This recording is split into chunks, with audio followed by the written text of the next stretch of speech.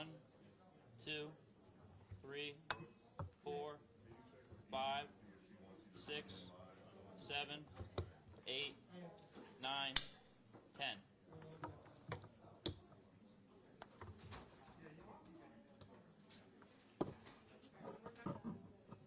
One, two, three, 4, 5, 6, 7, 8, 9, 10. Yep.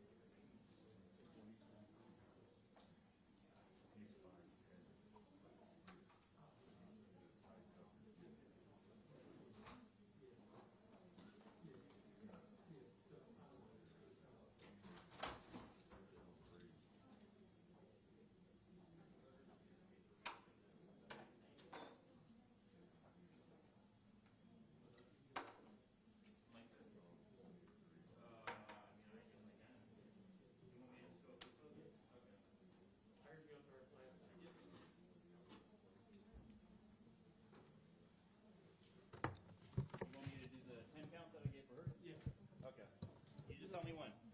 Go ahead. 1, 2. Step a little closer. There you go. All right. Perfect. 1, 2, 3, 4, 5, 6. Good. Good. Good. Yep.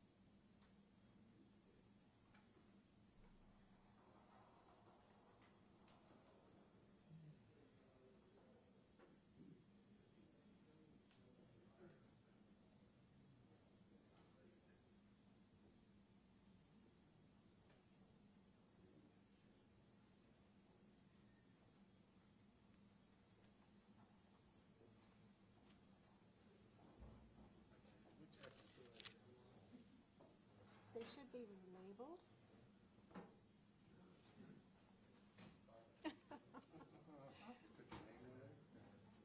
AC Fasciolo, can you please? Thank you. County executive. Right here. Top of the pie. Thank you. Top of the pie, right here. Somehow an X got removed, but you're right there. Perfect. And then the chair of it.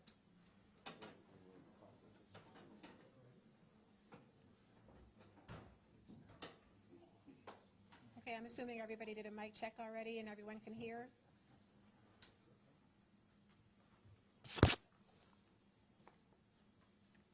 All right, so, hello everyone, I'm Shara Goff. I'm the Director of Public Information for the Montgomery County Police Department. And the purpose of today's press conference is to go over the events from Friday at Magruder High School following the shooting. The chief will talk about the investigation and where things are right now with that investigation. Following the chief would be the summary of charges, and the state's attorney, John McCarthy, would come up and talk about that. And then the school response would be addressed by Dr. Monifa McKnight from the Montgomery County Public Schools. So first up is Chief Jones.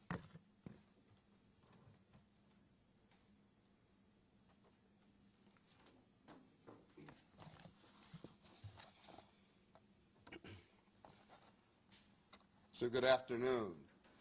First and foremost, I want to thank all of the officials that are with us today to show solidarity for the horrible event that occurred on this past Friday, and to share our thoughts and our prayers along with the victim that is still recovering from his injuries at a nearby hospital.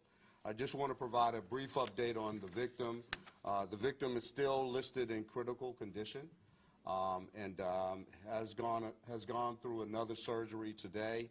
I don't have any further information on his condition past that. So again, we still want to offer our thoughts and our prayers in his recovery to this point. So I want to reiterate the events that occurred on this past Friday to give everyone sort of a clear timelines and where we are in our current investigation and what we were able to discover, somewhat of when we were able to discover that information, so that it provides a clearer picture of the events that occurred on last Friday. So at 12:57 p.m., our dispatch received a call for an injured person that had occurred in the bathroom at Magruder High School. This is what we know from the call itself. The call was dispatched at 1:04 p.m.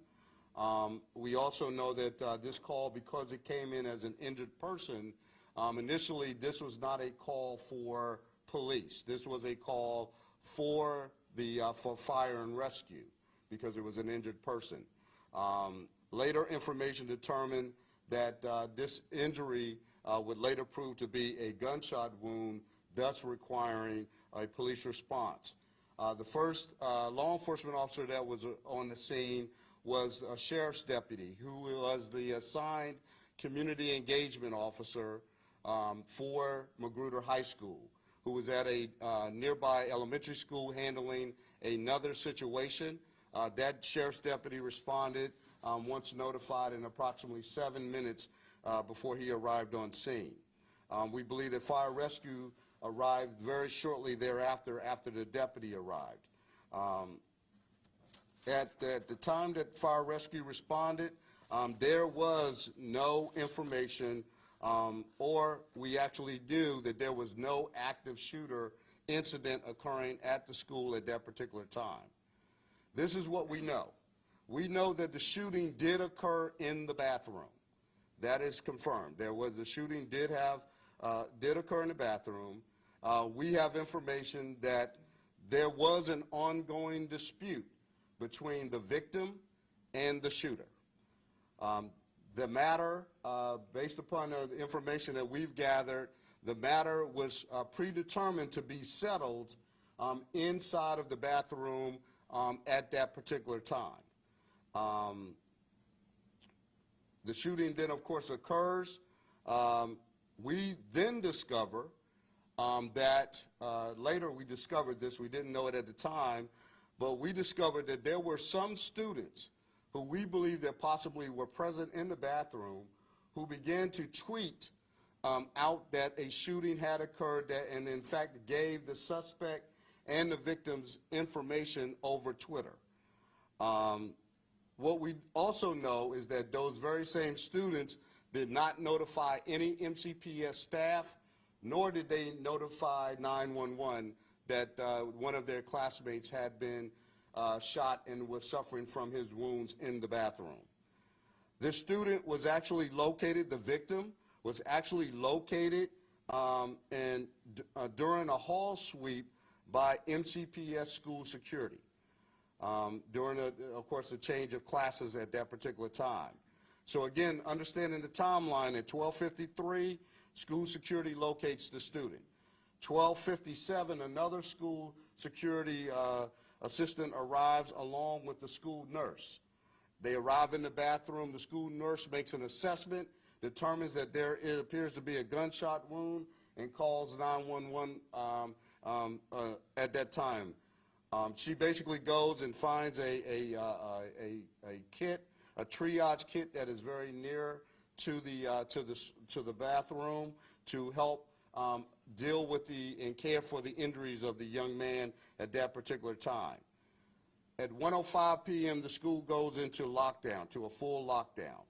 And I have also noted to you already about what time that the sheriff's unit responded. After the sheriff unit gets there, assesses what has happened, working with school security, determines that he needs additional units there to assist him based upon what we know at the time. At that time, MCP units, the first MCPD unit arrives at about 1:33 p.m. that afternoon. Now, at this particular time, I want to make sure everybody understands that we don't know at that time who the suspect is, nor do we know exactly where the suspect is. So these are things happening during the timeline while we have students in lockdown. Through investigative measures and tips, we later determined that the individual who we believe to be the suspect is Stephen Alston Jr. We did additional checks with MCPS through other measures, and we discovered that Mr. Alston Jr. is not in the classroom in which he is supposed to be in. So that, again, creates more problems for us as for an extended amount of time in order to try to determine exactly where is Mr. Alston at that particular time. Through further investigative measures, we are able to determine the location of Mr. Alston Jr. Again, that took some time. We put together our tactical response team in order to locate that particular classroom in which Mr. Alston Jr. was located in, and came up with a strategy in order to best put Mr. Alston into custody without creating any panic, without creating a moment.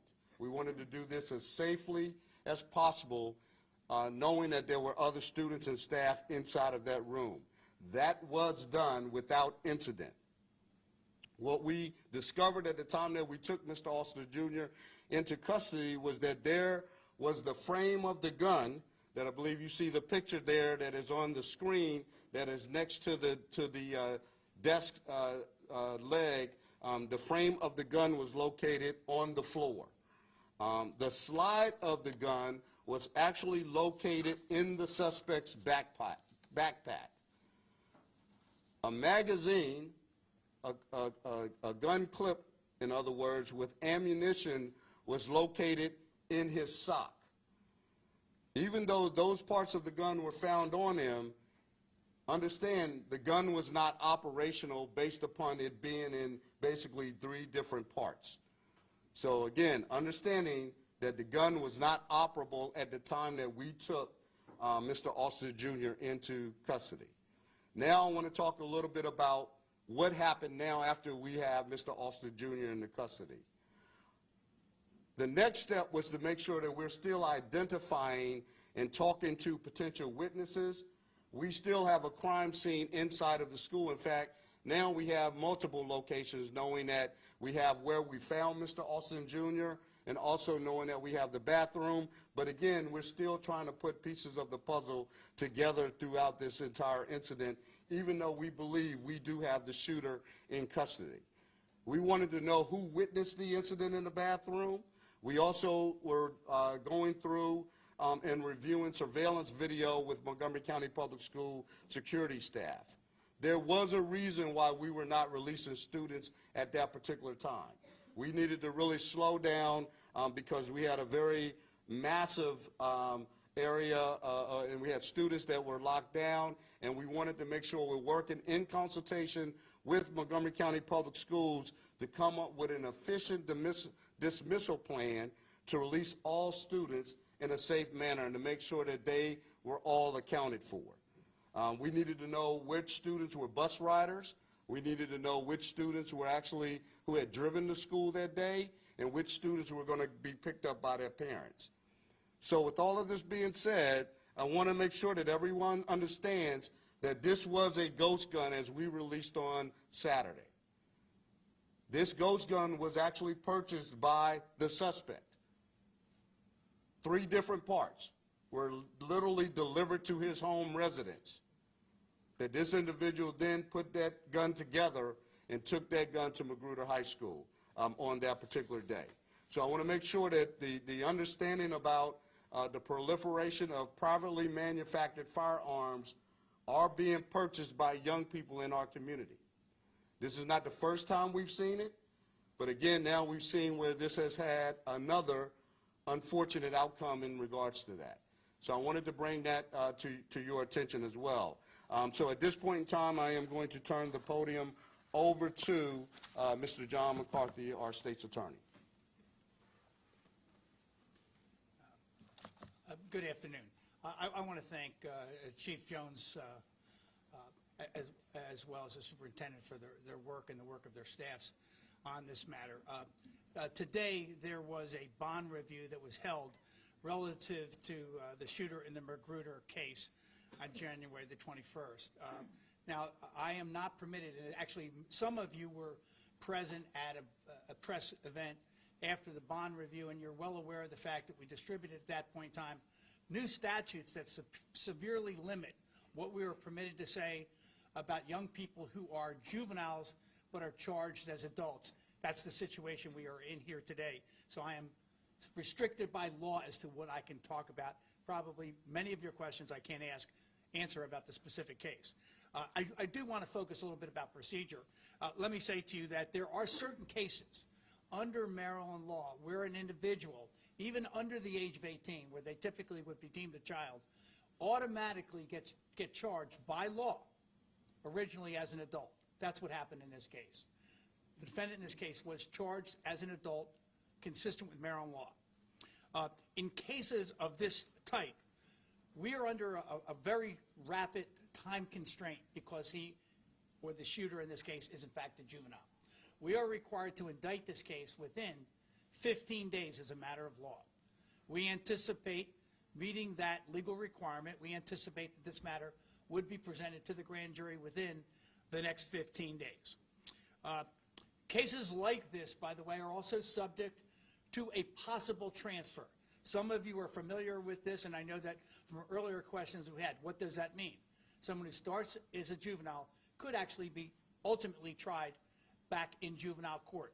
That is a motion that we're anticipating will be filed in this case, but the decision relative to where the matter is tried is made by a combination of factors. Number one, the Department of Juvenile Services will prepare a study for the judge, for the court.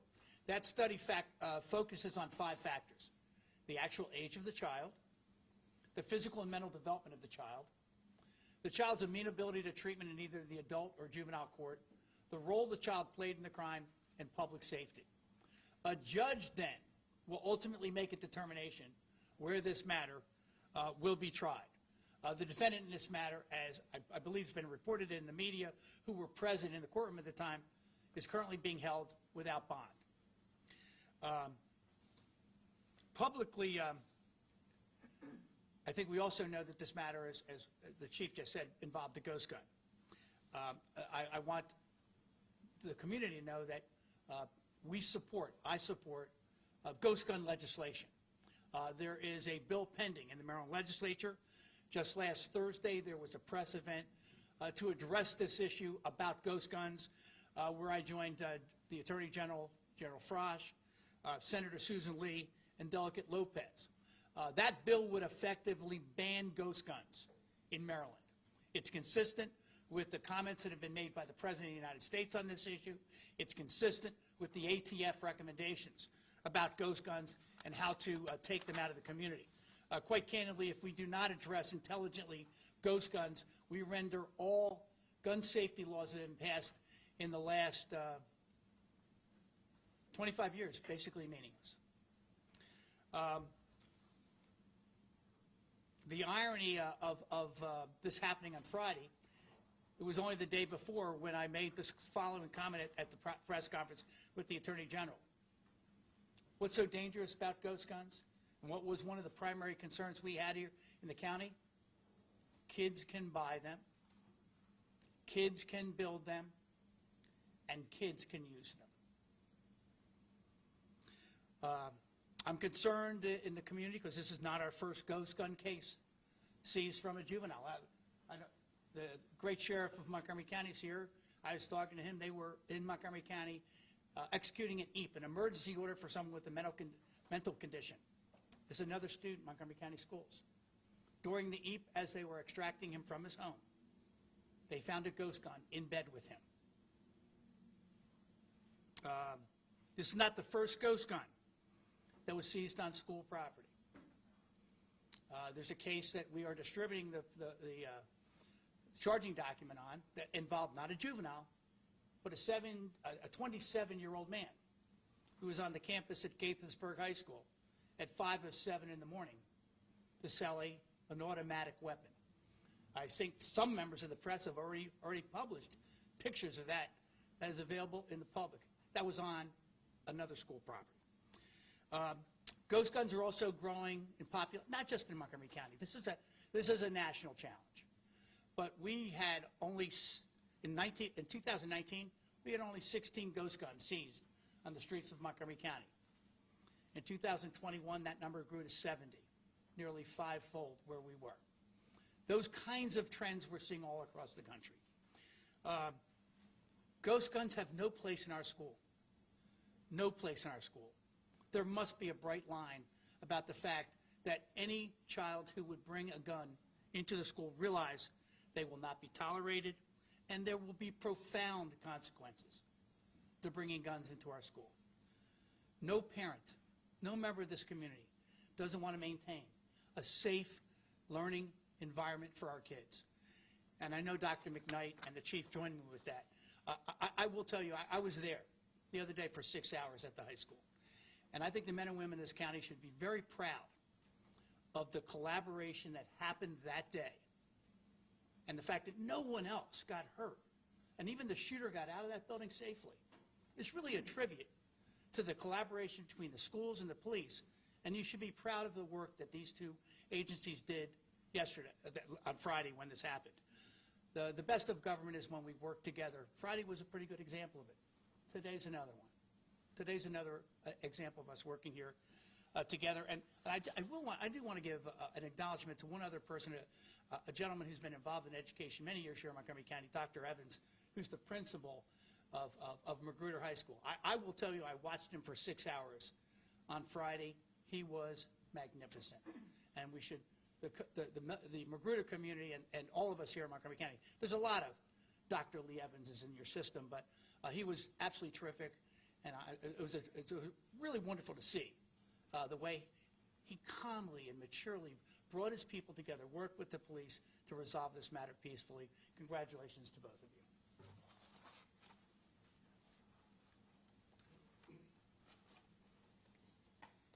Good afternoon, everyone. Thank you so much for joining us for this press conference to discuss a very important and serious incident that occurred in our school system. I first want to begin by saying, yes, we unfortunately have found ghost guns in our schools previously.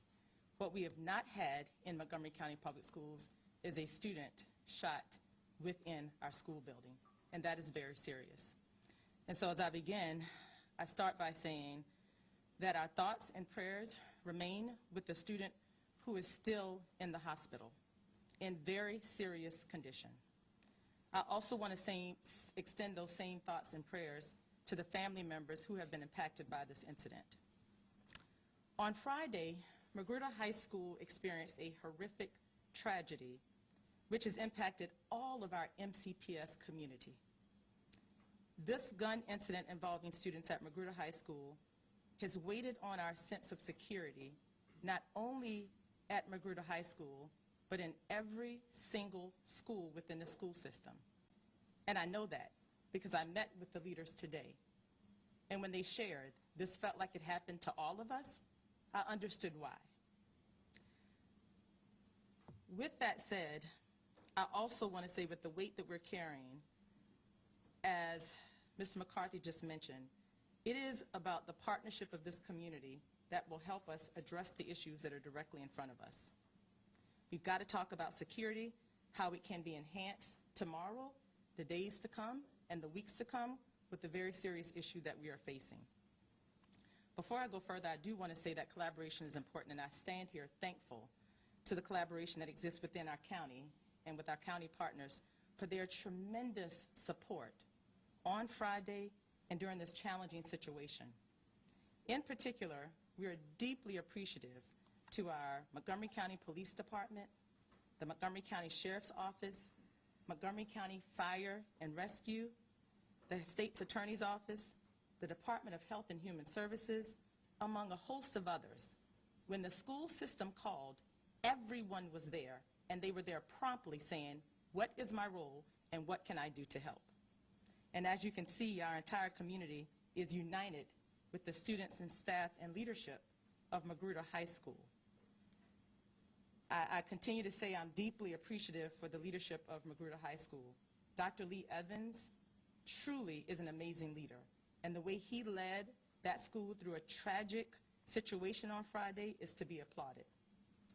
We are here today because safety and security have been and are always a part of our very first priority in Montgomery County Public Schools. Students must feel safe in order to learn. And that is a priority that we share with and across government, and including with in partnership with our police department. In line with trends that we are seeing across the country, safety concerns have increased in our school buildings and in our communities since the start of the pandemic. I want to be very clear. It is not just a school problem, but a community-wide problem. Guns and weapons have become increasingly common in our community, and it's going to take an entire community to solve this. We must work to remove the threat of weapons because they threaten all of us and not just in our schools. We must do this so that we can all return to a shared level of security in all corners of our community. As the place where our children go every single day, we have a special obligation to protect our school communities. Our parents trust us with their children when they send them to our schools every single day. They expect that they're going to be protected, and they expect that they're going to be able to learn. Tuesday is the beginning of the second semester in Montgomery County, tomorrow. And all of our students are going to be returning to school. I want to talk about how that's going to look a little differently at Magruder High School because it will not be a normal day for them, as well as many others.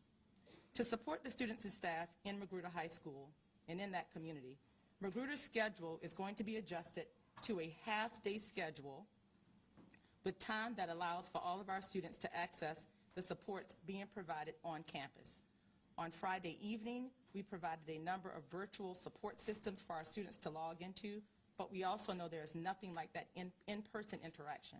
And so we look forward to providing that to the students and staff at Magruder High School tomorrow.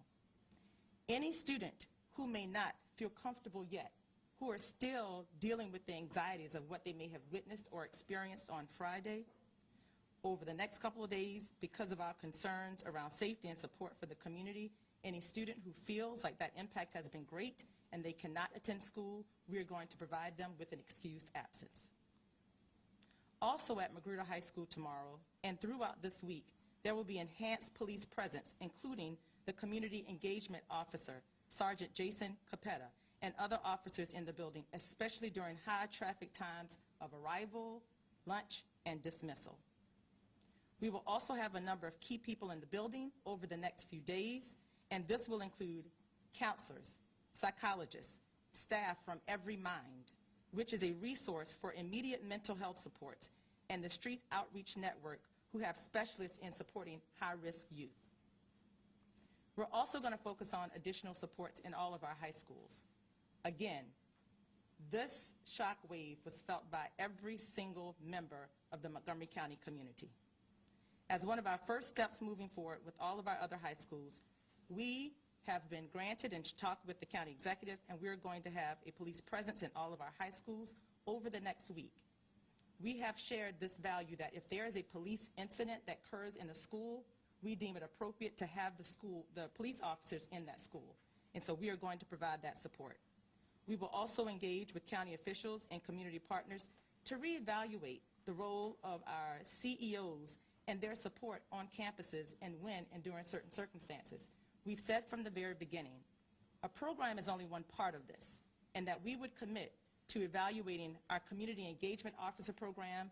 Now we have an incident that occurred that has never occurred in the history, and so it is incumbent upon us to make sure we evaluate that incident and take lessons learned from that incident and determine how it will apply to adjustments that need to be made in our program. But that's only one part of it. In Montgomery County, we're also going to evaluate our practices and procedures, given the circumstances of everything that we've shared this evening. Students being isolated for a long period of time, trying to determine ways of how they can come back and interact appropriately with their peers, conflict resolution, all after being separated for a long period of time. We've got to help them with that. And so we are also going to take into consideration how our practices that we have in place to make sure that just on a daily basis, what needs to look differently based on how students come into school and what interactions they have, in which that will allow us to take into consideration the many lessons that we've learned from Friday. And with that, it really will be a pretty comprehensive review of all safety and security measures in our schools. And we're going to do that. We started today, we're going to continue this week, and we're going to continue to do that comprehensive review of all of our practices over the coming weeks. And we will be back to share exactly what that looks like with our community. We know that the past few days have been very concerning for our community, and we are actively taking steps to make sure that our schools are safe spaces for our students and staff, and that they can truly come into our schools with a focus on teaching and learning. Thank you.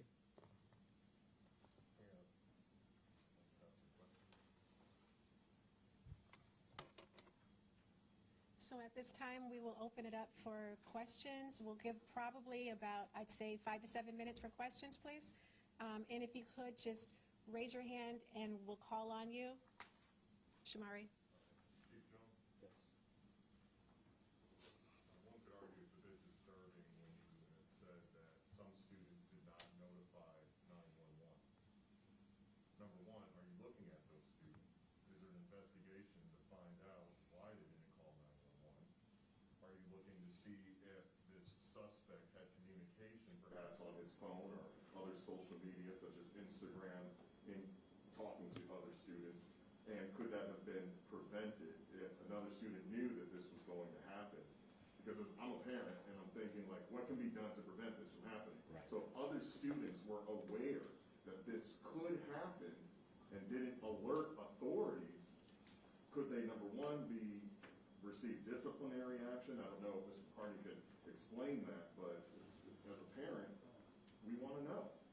Yeah, Shamar, you bring up a great point. I think this is an actual a call to action for our parent community as well as our young people. from a discipline standpoint, I think we need to leave that to Montgomery County Public Schools. We can have that discussion. We will have that discussion, I think, with the overall school staff, as Dr. McKnight talked about, where we will have some follow-up briefings about lessons learned here. I think one of the lessons learned here is that we have to talk to our students about what they do know on the front end, right? Do we know that we have young people that are in our schools that are carrying guns that we know about, right? That a lot of times we know, most of the times other kids know what's happening even before we know what's happening. So we need to have that discussion about that. These are the things that should not be allowable in our public schools, in our community at large. And that if somebody gets injured, right, that if somebody is injured as a result, it is wiser to give people the help that they get, the help started that they need, versus being the superstar on Twitter for the day. And that's a reality that we have to have a real conversation with our young people about. You know, there is a place for social media, but then there's a time and a place for when we need to help our fellow man. How long was this 15-year-old 10th grader in the bathroom before the nurse or the authorities with that sweep you were describing? Right. The reason I ask is if 911 was called immediately, could that have helped the situation? What is this timeline of this young man in this bathroom suffering with a gunshot wound before someone discovers him in that bathroom? Yeah, I want to say, based upon the information we have, Shamari, I would say that happened within a minute. I mean, within about a minute or so, because it's right around the time of class change that we know the bell rings for everybody to be into the next period. And that timeline, and the security team is making that sweep of, you know, who's hanging out in the bathroom, for example, right? And then we find the young man, the security leader, team leader finds the young person in the bathroom suffering from an injury. But this is another point I want to make. I want to make sure this is clear. The victim in this case did not identify who shot him. And in fact, I don't believe he shared that he had been shot initially. Okay? So he was injured, he had been shot, but didn't share, A, who shot him, and B, that he had been shot at that very moment. I think that was information that was gathered a few minutes later. And I want to share this in a sense because this is not uncommon about what we are facing in law enforcement in gun violence in our communities. That we're not having even the victims cooperating with us to provide us with information about who has injured them, who has harmed them in any way, and who those individuals potentially are. And so these are some hindrances that we have seen as we try to solve these types of crimes and trying to figure out, again, to protect the rest of the community to prevent this from ever happening again. Last question. What was the dispute over? I don't have all of the details. In fact, just remember, we have not spoken to the victim as of yet. Sierra. I'm sorry, Lindsay. This is for the county executive and superintendent. Are you evaluating bringing back the SRO program? And can you speak about what these officers in the high school is going to look like in the next week? Okay, so I'll go ahead and start with that. Thank you for that question.